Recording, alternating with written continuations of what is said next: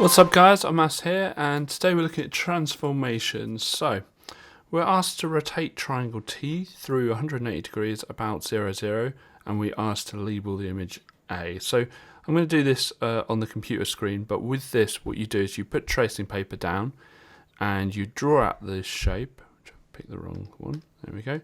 So you draw out the shape, like that, okay, and you put a little cross at where it says 0, 0. And what you're going to do is you're going to put your pen at that cross and you're going to rotate the whole thing until it's completely upside down, because 180 degrees is half a full turn.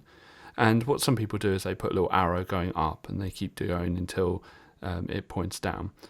And when you do that, if you do it right, and I've got to just try my best here, you should end up with the shape down here.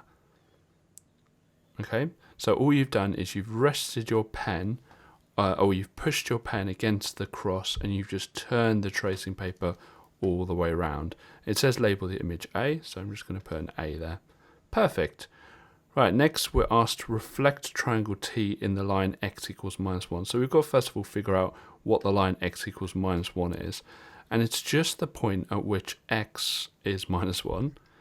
But x is -1 all the way along here, like up here, down here, and in fact it creates a line called x equals -1, and that's what this line here is, x equals -1.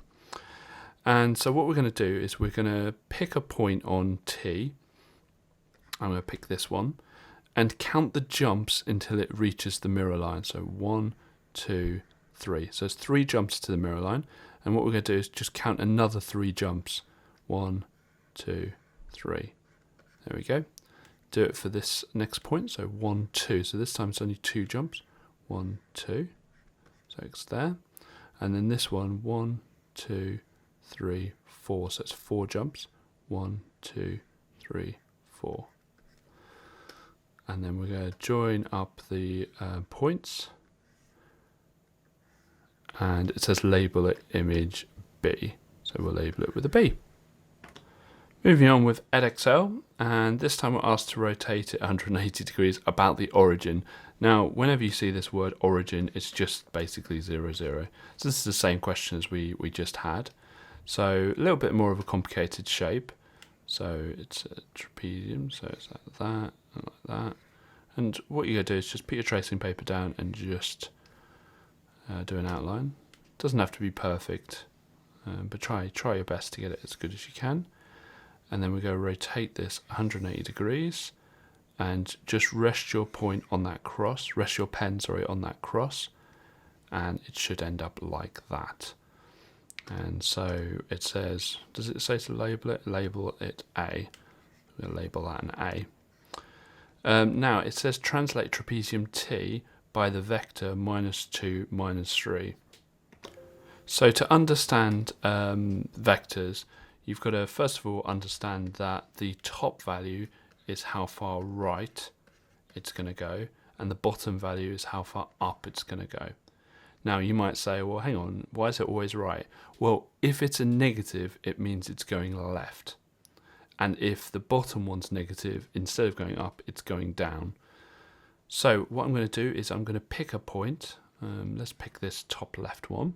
And I, generally speaking, always pick the top left one. I don't know why, but I always do.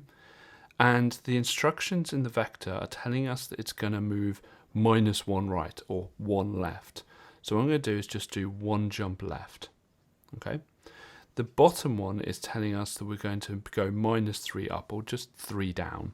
So we're going to do 1, 2, 3 jumps down. Now, what you can do is you can repeat this for all the other corners, or you have to draw in the shape from that point, knowing that that's the top left corner. So I'm going to draw in the shape exactly the same, because translation doesn't change the shape at all. It's the same way up. It's exactly the same shape, but make sure you draw in the shape, because I don't know if I can do this, but if the shape was over here, well, that wouldn't make sense, because I started at the top left and now it's at the top right. So you've got to make sure you draw it in with that point being the top left shape. Now, as I said, you can just go through each of the points. So 1 to the left, 1, 2, 3 down. Do it the same with this one, 1 to the left, 1, 2, 3 down. And do it with this one, 1 to the left, 1, 2, 3 down. And that would absolutely work as well. So it's kind of personal preference. And it says to label it B. There we go. Right, we're going to finish up with AQA's question. Now this time we're asked to describe fully the single transformation. Now basically what the single means is with most transformations you can you can do the transformation and then translate it into the right place. Now this is saying just the single one. So when you're answering this question, it's dead easy to not remember the keywords. And before I even look at the question, you are going to use one of these 3 words. You're going to either say the word reflected, rotated, translated, or enlarged.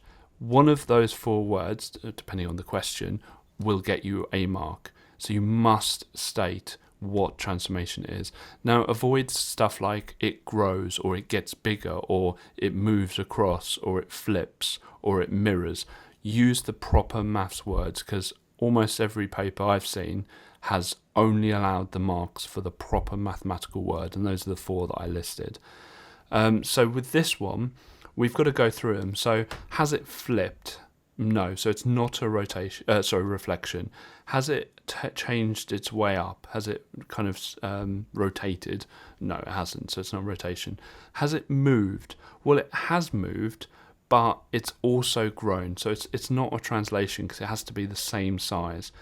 And the last point, has it grown or shrunk? Well, from A to B, it's shrunk, so it has changed shape. Now, some people don't think the word enlargement covers when it shrinks. Absolutely it does. With an enlargement, it can grow or shrink. So the first word and the most important word that we write down is enlargement.